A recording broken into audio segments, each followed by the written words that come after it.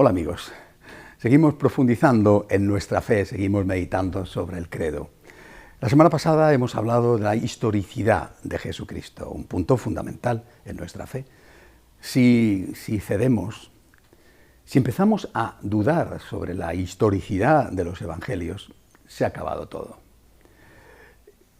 Los que odian a Cristo intentaron siempre emponzoñar, manchar su memoria, la de él y la de su madre. Intentaron separar a él del pueblo. Aquellos, ya en los primeros momentos, decían que no era el Hijo de Dios, que era un embaucador. Después dijeron que no había resucitado, que su madre no era virgen, en fin, tantas barbaridades. Y después, más modernamente, lo que dijeron es que era un mito, una invención, una leyenda y que los evangelios no merecían la pena de creer en ellos. Siempre ha habido gente para todo, ¿verdad? Y también hay gente que se lo cree, pero la realidad es muy distinta. La figura histórica de Jesús no puede ponerse en duda y la historicidad de los evangelios tampoco. Les hablé ya la semana pasada sobre cuándo fueron escritos los evangelios, teniendo una fecha de datación. La fecha de datación segura fue la destrucción de Jerusalén por Tito, después emperador romano, que arrasó la ciudad en una rebelión que había habido en ella contra Roma. Si los evangelios se hubieran escrito después, como muchos pretenden, necesariamente, de una forma o de otra, hubieran hecho referencia a este dato histórico. Incluso poniendo en boca de Jesús una profecía, pero cuando, como les conté la semana pasada, el Señor hace una profecía acerca de la destrucción de Jerusalén, se refiere probablemente al fin del mundo más que a este hecho concreto, porque dice huyan a los montes. ¿Cómo van a huir a los montes si los montes estaban ya conquistados por los romanos? En definitiva, cuando leemos el Evangelio podemos tener la seguridad de que lo que leemos es verdadero. Tiene un mensaje, tiene una carga, está escrito desde la fe, ciertamente, no es un libro de historia. Les dije la semana pasada, aunque lo que cuente sean hechos históricos, está escrito desde la fe, es decir, está escrito por creyentes que están interpretando desde la fe lo que vieron, pero lo vieron. Si Jesús anduvo sobre el agua, anduvo sobre el agua.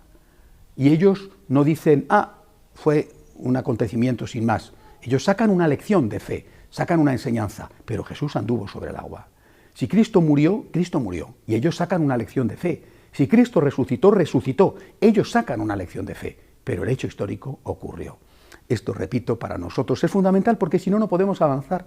Si el fundador de nuestra religión es puesto en entredicho, como han pretendido, separando a la gente de él, diciéndole, no se fíen de lo que cuentan los relatos que nos hablan de él, porque son mentira, simplemente no podemos seguir. Es el cristianismo entero el que cae, que es naturalmente lo que buscan, lo que han pretendido conseguir siempre. Cristo histórico, Cristo que nace, que crece en el hogar de Nazaret, que lleva un tiempo, unos meses, quizá 3 años, de vida pública, enseña, hace milagros, llora, sufre, se alegra. Y cuando ha llegado el final, cuando ha llegado la hora, es apresado por sus enemigos, aquellos, por desgracia, eminentes miembros del pueblo judío, que no quisieron o no pudieron acogerle, Dios sabrá. Es entregado al poder civil de los romanos, que eran los dominadores en el Israel de aquel tiempo, y por orden de Poncio Pilato, que sabe que es inocente, pero que sin embargo no quiere complicarse la vida, es entregado primero a la tortura y luego a la muerte. Sobre esto quisiera detenerme en el capítulo de hoy y dejaré para la semana próxima el importantísimo tema de la resurrección. Fue crucificado, muerto y sepultado. Así lo decimos en el credo. Crucificado, muerto y sepultado. Vuelvo a repetir, un hecho histórico. De verdad fue crucificado y de verdad fue crucificado como nos dicen que fue crucificado. De verdad murió y de verdad, más tarde lo veremos, fue sepultado y resucitó. ¿Qué significa la crucifixión de Cristo? Lo primero, Lo primero que yo siento delante de una imagen de Cristo crucificado, que tiene más o menos expresiones de dolor, que puede ser un Cristo sereno o un Cristo torturado, lo que yo siento es una inmensa gratitud. Ha muerto por mí. Esta es la visión de la fe. Ha muerto por mí. La visión histórica es ha muerto. De esta manera. La visión de la fe es ha muerto por mí. La visión histórica es este hombre inocente fue crucificado. La visión de la fe dice este hombre inocente que fue crucificado es el Salvador. Su sangre me ha salvado. Pero esa visión de la fe es mi Salvador, no está basada en un invento, sino en un hecho histórico y real. De verdad, Cristo ha muerto. Y es la máxima expresión de amor. Les decía hace un par de semanas, no es la única expresión de amor. También ama cuando enseña. También es misericordia cuando enseña. Pero no cabe duda de que cuando muere de esta manera está mostrándonos de una forma insuperable la grandeza de su amor. Ha muerto por mí. Ha muerto por ti. Ha muerto, ha sufrido. Ha pasado la tortura por ti y por mí, por nosotros. Esto es historia y esto es extraordinario. Repito, esto es lo primero que nosotros tenemos que hacer cuando contemplamos al crucificado, caer de rodillas en acción de gracias. Señor, tú has muerto por mí. Y no una muerte placentera e inevitable, rodeado de los suyos, habiendo llegado al final de una vejez dorada, o una muerte accidental, va un día por un camino y un caballo desbocado lo atropella y le deja malherido y muere. O una epidemia, qué sé yo, de viruela, se lleva un diezmo de la población y él entre ellos muere. No, es una muerte en medio del dolor. Es una muerte precedida de la tortura, de los 40 latigazos. Es una muerte que implica un auténtico sufrimiento, el sufrimiento de aquel que cumple la profecía, el cordero inocente entregado al matadero. Esto es la muerte de Cristo, es una muerte realmente ejemplar, una muerte que conmueve, una muerte que está dirigida a ser. Yo muchas veces he pensado, viendo los castillos de mi patria en España, estos grandes castillos que se hicieron para defendernos de los enemigos, de los musulmanes, en fin, estos grandes castillos que tenían un foso, un puente levadizo, estas grandes piedras de granito que en la época eran indestructibles. Hoy una bomba acaba con todo, pero en la época eran indestructibles. He pensado que Jesucristo con su muerte es como un sitiador de un castillo. El castillo es mi alma. Mi alma que se niega a dejar entrar a Dios, que no quiere convertirse, que no quiere ser salvada. Mi alma que quiere, como decía Santa Teresa cuando habla del castillo interior, que quiere seguir viviendo con las sabandijas, decía Santa Teresa. Cristo es el que asedia el castillo. Y Él es como aquellos que querían entrar y utilizaban para forzar la puerta una gruesa viga de madera, generalmente terminaba en una cabeza de algo. Golpeaban una y otra vez contra la puerta del castillo hasta que la puerta se abría y podían entrar dentro. Ese ariete es la cruz de Cristo. Cristo golpea en tu sensibilidad. Cristo golpea en tu muralla. Estás cerrado a la gracia. Estás cerrado. Estás haciendo oídos sordos al Dios que te quiere salvar. Y Cristo golpea una y otra vez. Golpea tu sensibilidad. Mira cuánto te amo. Mira cuánto te amo. Mira lo que he hecho por ti. Recuerdo una vieja poesía castellana cuando dice que estoy viendo de mi ingratitud, estoy viendo como el hielo frío secó las llagas de tus plantas puras, y tú, hermosura soberana, me decías que te abriera, y yo te decía, te abriré mañana, para lo mismo volver a decir mañana. Cristo todos los días está llamando a la puerta de nuestro hogar, de nuestro castillo, para romper la muralla de la dureza de nuestro corazón, para que nuestro corazón deje de ser un corazón de piedra y se convierta en un corazón de carne. Todos los días está golpeando y nos muestra sus heridas. Mira cuánto te amo, mira cuánto te amo. Y nosotros insensibles le dejamos fuera y decimos mañana, mañana, me convertiré mañana, para lo mismo responder mañana. Por eso la cruz de Cristo, su muerte en la cruz, hecho histórico, tiene este objetivo, derribar la muralla de nuestro corazón de piedra para que vuelva a ser un corazón de carne, para que brote en él la carne sana. Y junto a este hecho extraordinario, impresionante, junto a este hecho las palabras. No voy a hacer en este capítulo una enumeración de las 7 palabras, de las 7 últimas palabras de Cristo en la cruz. Les invito a ustedes a que las mediten. Seguramente tendrán ocasión de encontrar algún ejercicio piadoso buscando en internet o en algún libro que tengan en casa sobre ese sermón de las 7 palabras. Son las palabras que acompañaban el acontecimiento, el gesto, el hecho. Las palabras con las cuales el Señor nos decía la despedida, lo último que le quedaba por decir. Él que había sido el maestro, que había enseñado tantas cosas, él que nos había dicho que teníamos que poner la otra mejilla, que teníamos que amar al enemigo, en ese momento lo hace carne propia y dice, Padre, perdónales, que no saben lo que dicen.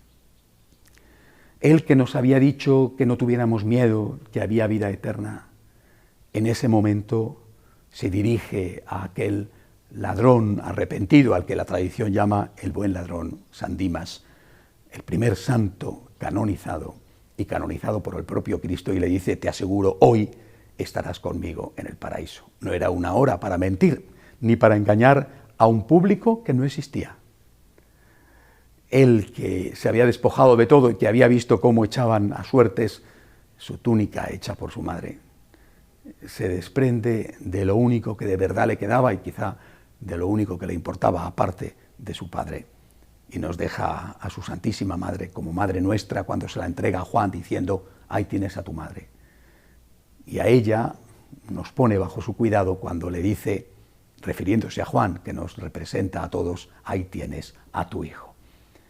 En fin, las palabras de Cristo en la cruz, esas palabras que nos lo muestran como lo que era, Dios verdadero, sí, pero también hombre verdadero, el hombre verdadero que grita, tengo sed, refiriéndose a la sed que tenía porque había perdido tanta sangre, pero también a la sed de nuestro amor. El hombre verdadero que se hace uno de nosotros completamente, asume nuestras dudas cuando grita, Dios mío, ¿por qué me has abandonado? No entiendo, pero el hombre verdadero, Dios verdadero, que añade, me fío de ti, Padre, en tus manos encomiendo mi espíritu, me fío de ti. Hay que leer con calma los relatos de la pasión del Señor para que se produzca el efecto que él buscaba. Él quiere romper el corazón de piedra, quiere que surja en nosotros un corazón auténticamente humano capaz de amar, quiere romper la muralla del egoísmo y golpea contra esa muralla con su cuerpo ensangrentado, golpea contra esa muralla con el ariete de la cruz. Dejémosle entrar y entonces se encargará de hacer su tarea de Salvador, entonces nos salvará. Cristo que muere. Pero no solamente muere, Cristo es sepultado. Padece, es crucificado y es sepultado. ¿Qué significa el sepulcro de Cristo? Meditaremos después sobre lo que implica el descenso a los infiernos, dedicaremos a ese tema otro día y la semana que viene hablaremos sobre lo que significa la resurrección. Pero ¿qué significa la sepultura de Cristo? ¿Por qué tuvo lugar esa sepultura? ¿Qué significa lo de los 3 días bajo tierra? Estamos hablando de un hecho histórico y estamos hablando de un hecho que está cargado de un profundo simbolismo, que él había anunciado cuando había dicho: destruid este templo. No se refería al templo de Jerusalén, y a los 3 días lo resucitaré, lo reedificaré. Estaba refiriéndose al templo de su cuerpo. ¿Qué significa lo de los 3 días? Si él muere el viernes y resucita el domingo, ¿cómo se cumplen los 3 días? Porque él muere el viernes antes de la puesta del sol, lo dice el Evangelio.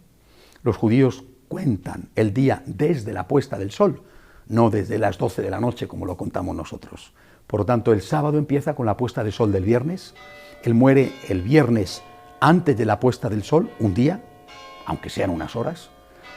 El sábado entero él está en el sepulcro y después va a resucitar ya pasada la puesta del sol del sábado, es decir, en la noche del sábado al domingo, que es el tercer día de la semana. Eso es lo que significa que a los 3 días resucitará, aunque no se hayan cumplido matemáticamente las 72 horas. Fue sepultado en un sepulcro que no estaba preparado para él, el sepulcro de José de Arimatea, que estaba a muy poca distancia de donde fue crucificado, en el Gólgota. Era la colina de la calavera, era el lugar donde se crucificaba a los malhechores. La crucifixión era un castigo romano, era una de las formas de muerte que tenían los romanos, que empleaban sobre todo para grandes criminales. Allí, en aquel lugar, una especie de patíbulo, es donde otros habían encontrado la muerte, y allí fue conducido él. Unos cuantos metros más allá había una colina en un agujero de esa colina, es decir, una pequeña cueva excavada en la roca. Había un sepulcro nuevo, aún sin utilizar. Era muy frecuente que las ciudades romanas, y también en este caso una ciudad judía como era Jerusalén, tuvieran alrededor de la muralla, tuvieran las sepulturas. Todavía cuando se ven las ciudades romanas que se han logrado rescatar, pienso en Pompeya, se ve cómo los caminos de entrada en la ciudad, hasta que se llega a la muralla, están bordeados a ambos lados de tumbas, tanto más nobles cuanto más cercanas. En el mundo judío igual, es decir, los judíos enterraban a sus muertos en los alrededores de Jerusalén, apenas cruzada la muralla. Por lo tanto, no era raro que estuviera el sepulcro vacío de José de Arimatea allí mismo, a un prácticamente tiro de piedra de donde fue crucificado, porque la muralla estaba muy cerca. Nada de extrañar, nada antihistórico. Ahora, esa sepultura fue hecha rápidamente. No estaba previsto. Es decir, nadie pensaba, salvo el propio Cristo, que el desenlace iba a ser tan inmediato. No hay que olvidar que el Domingo de Ramos, en esa misma semana, por lo tanto, el primer día de la semana, que era el domingo, hoy le llamamos domingo, es el día de fiesta, pero entonces para el judío era el primer día de la semana, dado que el último día de la semana era el Sabbat, el sábado. Había entrado Jesús triunfante en Jerusalén en medio de la mayor apoteosis que había tenido en toda su vida. Nadie podía imaginar que iba a ser crucificado, detenido, torturado, crucificado apenas 5 días después. Nadie lo podía sospechar. Así pues, no había nada preparado, no tenía él dispuesto un lugar donde morir, no tenían preparados sus discípulos una forma digna de enterrarle. Todo se hizo con precipitación. Así lo cuenta el propio Evangelio, cuando dice que Magdalena y las otras mujeres fueron de nuevo el primer día de la semana, es decir, el domingo, porque el sábado habían tenido que estar descansando, porque era el día de descanso sagrado para los judíos, y fueron al sepulcro para terminar de darle las atenciones y los cuidados que no pudieron darle debidamente al cadáver de Jesucristo descendido de la cruz. Pero cuando le van a sepultar, no hay que olvidarlo, van a ocurrir 2 cosas muy importantes. Le van a sepultar como a un judío rápidamente en una tumba que no estaba prevista para él, pero le van a sepultar como sepultaban los judíos, es decir, envolviendo el cuerpo en un gran paño y la cabeza en un paño más pequeño aparte. Estos son testigos de la resurrección. Cuando las mujeres vayan a ir y encuentren el sepulcro vacío, no solo van a decir, no está el cuerpo de Jesús, y ellas no saben en un principio dónde lo han metido, pero sí que van a encontrar el paño con que habían cubierto su cuerpo y, dice el Evangelio, enrollado en un sitio aparte con sumo cuidado el lienzo que le había cubierto la cabeza. Y esto se conserva. Estamos hablando del Santo Sudario, de la sábana santa, y del lienzo que se conserva en la Catedral de Oviedo, el lienzo con que cubrieron el rostro de Jesús. La sábana santa y el Santo Sudario de Oviedo, el lienzo con que cubrieron su rostro. Son dos pruebas.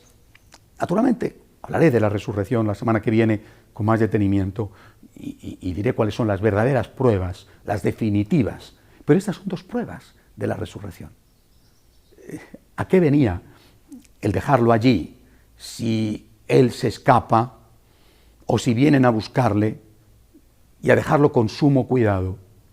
Y sobre todo, cuando se han estudiado ambos lienzos, se ha visto esa impresionante huella que deja en la sábana santa el fenómeno de la resurrección de Cristo. Es decir, algo que nada, ese negativo, porque eso es lo que es el efecto de un negativo, que nada, ni de la época ni siquiera de hoy en día, sería capaz de realizar. Por eso nosotros, contemplando esta primera parte de ese padecimiento, muerte y sepulcro de nuestro Señor, tenemos que decir, yo creo en su amor, creo en su amor, le abro de par en par las puertas de mi casa, sin miedo. A alguien que ha muerto así, le puedo decir, me fío de ti. No solamente yo creo, sino yo me fío. Y creo porque me fío. Pero es que no estoy creyendo a tontas y a locas, estoy creyendo en alguien que de verdad existió, que de verdad murió como me están contando que murió, que de verdad resucitó, repito, seguiremos con ello la semana que viene, que de verdad resucitó y que con su resurrección me ha abierto las puertas del cielo. Si la muerte de Cristo toca mi corazón y lo convierte, si rompe la muralla de mi egoísmo y es capaz de hacer brotar la carne sana, la resurrección me confirma que el amor siempre vence. El amor nunca es derrotado. Hasta la semana que viene, si Dios quiere.